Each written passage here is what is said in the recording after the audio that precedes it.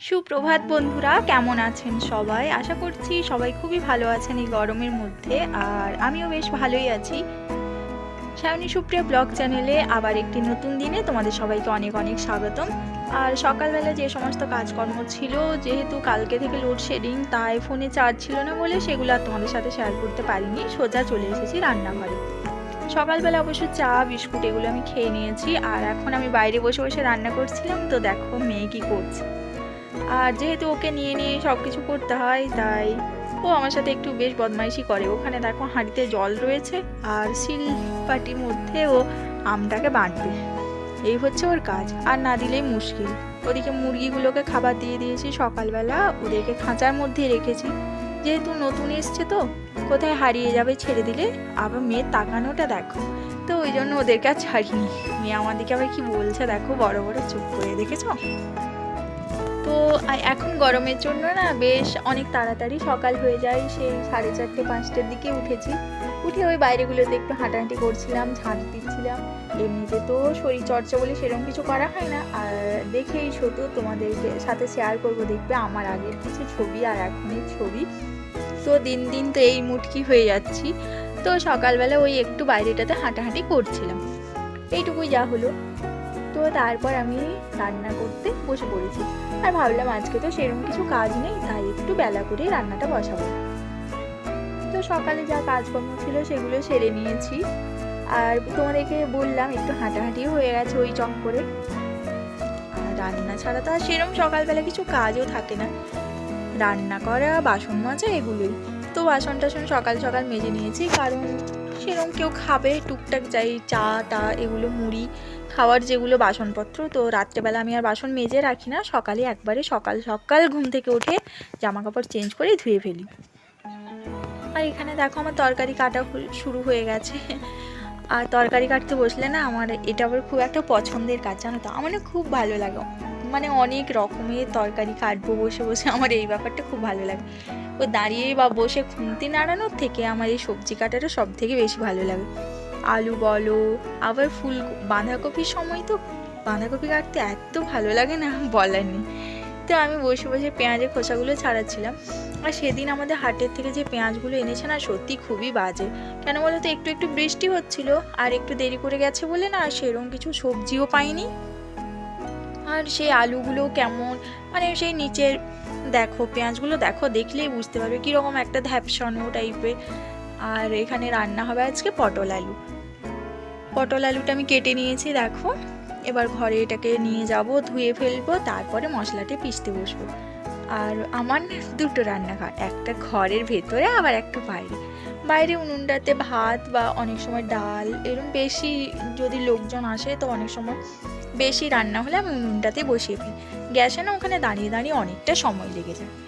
তো ওই ভাজা ভুজি টুকটাক তরকারি সেগুলোই গ্যাসে ঠিক আছে, যেহেতু আমাদের উনুন রয়েছে, তারপর কাঠও পাওয়া যায়, তো তাই মাঝে মাঝে করি না। আর শীতকালের সময়টা তো আবার বেশি বাইরে করা হয়, কেন বলো তো, আগুন পোহানোর চক্করে না অনেকেই বসে থাকে উনুনের কাছে, তো সেই সূত্রে আমারও কাজটাও হয়ে যায়।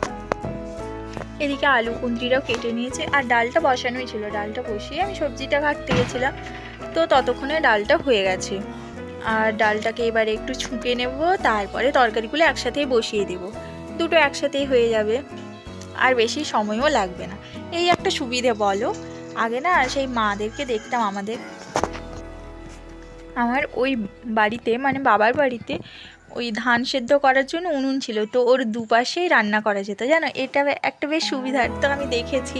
সেই তখন তো এত গ্যাস টেস ছিল না, মানে আমাদের ছিল না বলে আমি আর দেখিনি।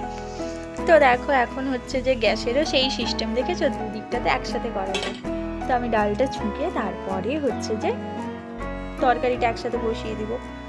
একদিকে আলু পটলটা ভাজা হতে থাকে, ততক্ষণে আলু কুঁদরিটাও আমার ভাজা হয়ে যাবে। আর রান্নাবান্নার পরে ভাবছিলাম একটু বাইরে বেরোবো, বাজারে যাওয়ার একটু ছিল। তো দেখি যদি যাওয়া হয়, যা রোদ পড়েছে না, সত্যি বাজারে যেতে ইচ্ছে করছে না। তো একটা অনুষ্ঠান বাড়ি আছে, তো তার জন্য কিছু কেনাকাটা করতে হবে, তো না গিয়ে উপায় নেই, জানো তো। আর বাড়ির সব কিছু এইসব কেনাকাটা বা কোথায় কি দেওয়া হবে এগুলো তো আমাকেই ঠিক করতে হবে। তো সেই জন্য ভাবছিলাম যে যেতেও হবে এই রোদ্রে গরমের মধ্যে, মুখে আর ভালোও লাগছে না, কিন্তু না গিয়ে উপায় নেই জানো তো। তো দেখি ঝটপট রান্নাটা সেরে টিটু যদি বেরোয় তাহলে যাব। আর এই গরমের মধ্যে বাসে আমি যেতে আর পারছি না, কারণ মেয়েকে আবার অর্ধেক রাস্তাতে নামাতে হবে মায়ের কাছে। ওকে তো এ বাড়িতে রেখে আমি যাই না সচরাচর কোথাও, মানে বেরোই না। তো আবার মায়ের কাছে রাখবো, আবার আসার সময় ওখানে দাঁড়াবো, তো সেটা আর ভালো লাগছে না। তো দেখি যদি যাওয়া হয় তোমাদের সাথে শেয়ার করবো। ওদিকে দেখো আমি আলু আর পটলটা বসিয়ে নিয়েছি, এদিকে আলু আর কুট্টিটা ভেজে নিব। আর হ্যাঁ, তোমরা তো অনেকক্ষণ হলো মেয়েকে দেখোনি না, কি করে দেখবে বলো তো? সেই বাইরে দেখলে না যেখানে জলটা ছিল, ও হচ্ছে যে ওখানে কি করছে বলো তো, জল আর মাটি নিয়ে পুরো কাদা মেখে একদম ভূত হয়ে গেছে। তো আমি আর ওর কাছে যাবো না, আমি যদি যাই তাহলে ওই কাদা টাদা সব এসে রান্নাঘরে জলে হাত দেবে, এই করবে সেই করবে।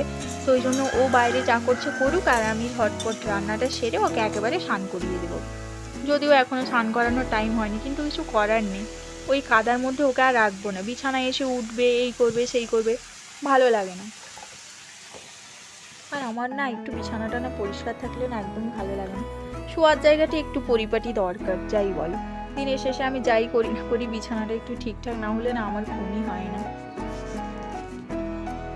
আর মেয়েদের এই এক সমস্যা জানো তো, কিছু করার নেই। আগে আমার ওই বাড়ির বিছানাটা অ্যাডজাস্ট হয়ে গেছিলো, আবার এসে এখানে নতুন করে একটা আলাদা বিছানা। যদি বিছানাটা নতুন, এই এক সুবিধে জানো তো। আর একদমই শরীর মন কোনোটাই ভালো নেই, একদম ভালো লাগে না। এই গরমে তো একে শরীর ভালো নেই আর মনটাও ভালো নেই। কেন বলো তো, এই লোকের বাড়িতে যতই কাজকর্ম করো যাই করো, কারো কখনো মন পাওয়া যায় না জানো তো। সারাদিন তুমি যতই কাজকর্ম করো না কেন, বর এমন একটা কথা বলে। এদিকে দেখো, চিড়েটা আমি সেই সকালে খুলেছিলাম মেয়েকে দেবো বলে, তো মেয়ে অর্ধেকটা খেয়েছে আর অর্ধেকটা আমার জন্য রেখে দিয়েছে। খাবো খাবো করে আর সেটাও খাওয়ার টাইম পাইনি, দেখেছো? তো এখন চিড়াটা মুখে নিয়ে দেখছি যে চিড়াটা পুরো নরম হয়ে গেছে। দোকানে চিড়ে ভাজা প্যাকেটে, তো অনেকক্ষণ খোলা ছিল বলে পুরো নরম হয়ে গেছে। ওটাই খেয়ে নেব, মুরগিগুলোকে আর দেবো না। তো দেখো আমি জেঠিমাদের বাড়ি থেকে নিয়ে এসেছি সজনে শাক। তো টিটুর প্রেশারটা অনেকটাই হাই হয়ে গেছিলো মাঝখানে, তো তার জন্য একটু ভাজা করবো এটা। আর হ্যাঁ, যে কথাটা বলছিলাম, সারাদিন যতই কাজকর্ম করো না কেন, সেই দিনের শেষে তোমাকে এমন একটা কথা এসে বলবে না, সারাদিন করোটা কি? বাড়িতে তো অনেক কিছুই কাজকর্ম থাকে না, একদিন তো থেকে দেখতে পারো সারাদিন কত কাজ থাকে। এই মেয়ের পেছনেই তো অনেকটা টাইম চলে যায়, তারপর টুকিটাকি কাজকর্ম বেশ অনেক কিছুই থাকে। তো রান্নাবান্না ওদিকে মোটামুটি কমপ্লিট হয়ে এসছে, আর মেয়েকে একটু খাবার দিয়ে দেবো। ওকে স্নান টান করিয়ে জামা কাপড়টা মুছিয়ে দিয়েছি। আর দেখছো তো কিরম বিরক্ত করছে, মুখটা দেখেই বুঝতে পারছি আমি রেগে গেছি। কারণ হচ্ছে যে প্রচুর বিরক্ত করে জানো তো, কোনো একটা কিছু করে দেবো ভালো মতো খাবে সেটাও নয়, খালি পালাই পালাই ভাব। ওই দেখো টেবিলের ওপর থেকে এটা ফেলছে সেটা ফেলছে। তো অবশ্য একটা সুবিধে, ওকে কোনো খাবার দিলে ও বেশ বসে বসে খেয়ে নেয়, এই একটা সুবিধে রয়েছে। দেখেছো খাবারটা খেতে খেতেও বলছে আমি পালিয়ে যাব, ভালো হয়েছে এই হয়েছে, মুখটা আর কখনো বন্ধ নেই, বকর বকর করেই চলেছে, দেখেছো?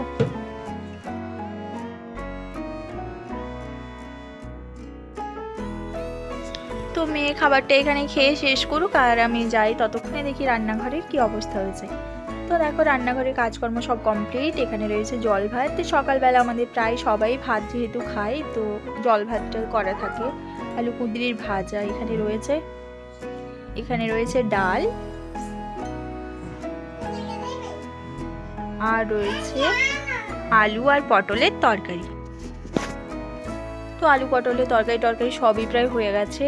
আর যে শাকটা এনেছিলাম সজনে শাকটা জেঠিমাদের বাড়ি থেকে, সেটাও আমার ভাজা কমপ্লিট হয়ে গেছে। তো আজকে ব্লগটা কেমন লাগলো তোমরা জানিও, আর যদি ভালো লাগে তাহলে লাইক কমেন্ট শেয়ার করো। আবার দেখা হবে পরের ভিডিওতে, ততক্ষণ পর্যন্ত সবাই